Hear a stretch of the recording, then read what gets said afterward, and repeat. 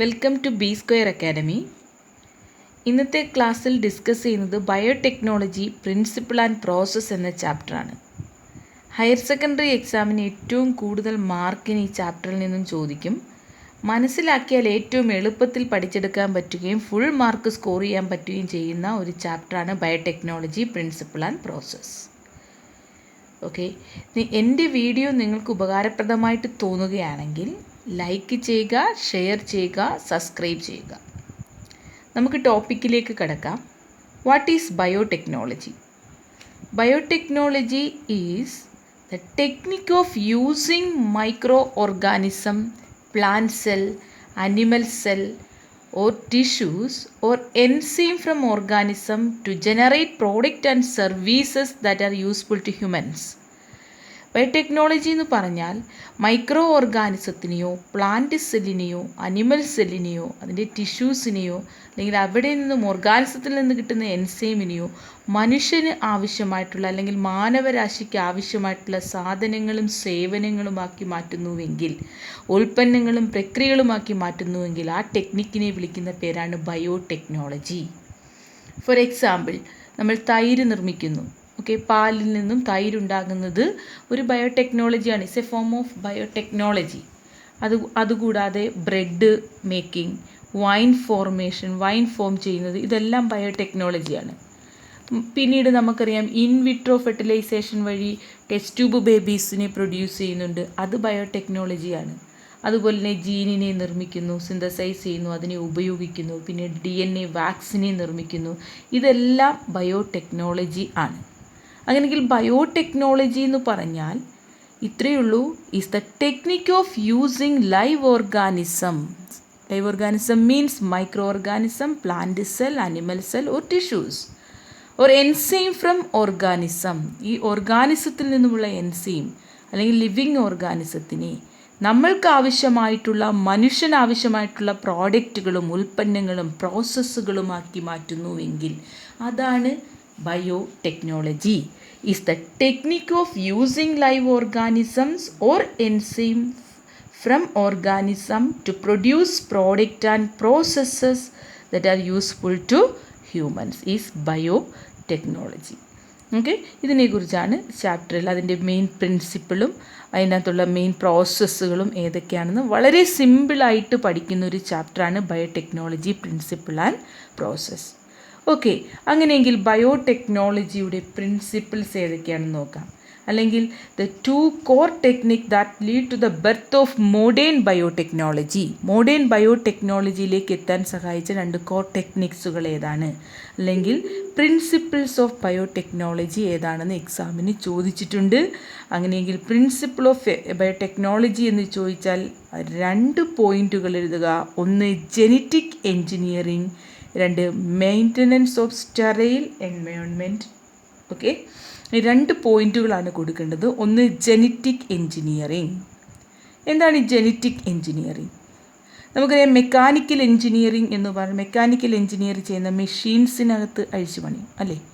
അതേപോലെ ജെനറ്റിക് എൻജിനീയറിംഗിൽ നടത്തുന്നത് ജീനുകളിൽ അഴിച്ചുപണി നടത്തുന്നു, അല്ലെങ്കിൽ ജെനറ്റിക് മെറ്റീരിയൽസിൻ്റെ കെമിസ്ട്രിയിൽ മാറ്റം വരുത്തുന്ന ടെക്നിക്ക്. ഓക്കെ, ജെനറ്റിക് മെറ്റീരിയൽ എന്ന് പറയുമ്പോൾ DNA, RNA നമുക്കറിയാം. അതിനകത്ത് ഷുഗർ, ഫോസ്ഫേറ്റ്, ബാക്ക് ബോൺ ഉണ്ട്, നൈട്രജൻ ബേസുകളുണ്ട്.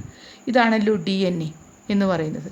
ഓക്കെ, അപ്പോൾ ഇവരുടെ കെമിസ്ട്രിയിൽ മാറ്റം വരുത്തുന്നു, അല്ലെങ്കിൽ ഇവരുടെ ആ ഒരു കെമിസ്ട്രിയിൽ മാറ്റം വരുത്തുന്നു. ജെനറ്റിക് മെറ്റീരിയൽസിനകത്ത് അല്ലെങ്കിൽ ഏതെങ്കിലും പീസ് DNA കട്ട് ചെയ്ത് മാറ്റുന്നു, അല്ലെങ്കിൽ വേറൊരു DNA ഇൻസേർട്ട് ചെയ്യുന്നു. അങ്ങനെ ജെനറ്റിക് മെറ്റീരിയലിൻ്റെ കെമിസ്ട്രിയിൽ മാറ്റം വരുത്തും. അതിനുശേഷം ഈ മാറ്റം വരുത്തിയ DNA ഒരു ഹോസ്റ്റ് ഓർഗാനിസത്തിലേക്ക് ഇൻട്രൊഡ്യൂസ് ചെയ്തു കൊടുക്കുന്നു. അങ്ങനെ ആ ഒരു ഹോസ്റ്റ് ഓർഗാനിസത്തിൻ്റെ ഫിനോട്ടിപ്പിൽ മാറ്റം വരുത്തുന്ന ടെക്നിക്കാണ് ജെനറ്റിക് എൻജിനീയറിംഗ് എന്ന് പറയുന്നത്. Is the technique to alter means change വരുത്തുന്നു, alter the chemistry of genetic material. Genetic മെറ്റീരിയൽസിനകത്ത് അഴിച്ചുപണി നടത്തുന്നു, അല്ലെങ്കിൽ ജെനറ്റിക് മെറ്റീരിയലിൻ്റെ കെമിസ്ട്രിയിൽ മാറ്റം വരുത്തുന്നു. അങ്ങനെ മാറ്റം വരുത്തിയ മെറ്റീരിയലിനെ ഒരു ഹോസ്റ്റ് ഓർഗാനിസത്തിലേക്ക്, ആതിഥേയ ജീവിക്കുള്ളിലേക്ക് ഇൻട്രൊഡ്യൂസ് ചെയ്യുന്നു. അങ്ങനെ അതിൻ്റെ ഫിനോട്ടിപ്പിൽ മാറ്റം വരുത്തുന്നു. ഫിനോട്ടിപ്പ് എന്ന് പറഞ്ഞാൽ ഫിസിക്കൽ എക്സ്പ്രഷനിൽ മാറ്റം വരുത്തുന്നുവെങ്കിൽ അതിനെ വിളിക്കുന്ന പേരാണ് ജനറ്റിക് എഞ്ചിനീയറിംഗ്.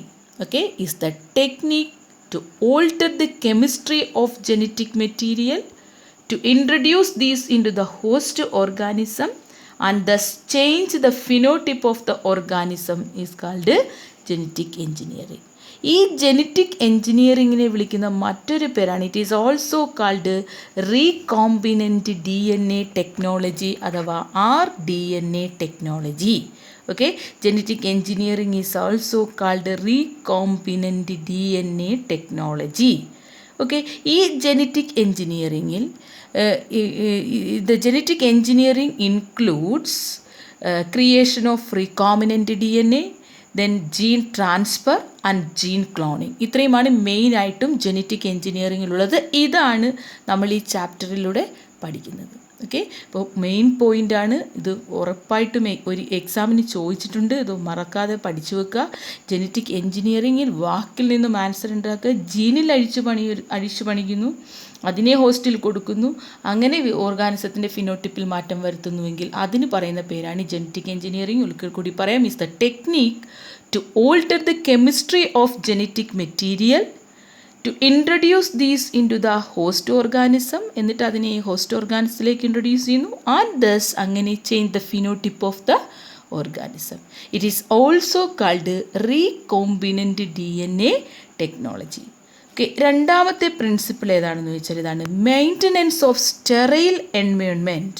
സ്റ്റെറൈൽ എൻവയോൺമെൻറ്റ് എന്ന് പറഞ്ഞാൽ ഫ്രീ ഫ്രം മൈക്രോബ്സ് ഇല്ലാത്ത അന്തരീക്ഷം ഒരുക്കുക. ഇൻ കെമിക്കൽ എഞ്ചിനീയറിംഗ് പ്രോസസ്സ്, നമ്മൾ ഈ കെമിക്കൽ എഞ്ചിനീയറിംഗ് പ്രോസസ്സ് നടത്തുമ്പോൾ അല്ലെങ്കിൽ റീകോംബിനൻറ്റ് DNA ടെക്നോളജി നടത്തുന്ന സമയത്ത് അവിടെ ഒരു സ്റ്റെറൈൽ എൻവയോൺമെൻറ്റിനെ മെയിൻറ്റെയിൻ ചെയ്യണം.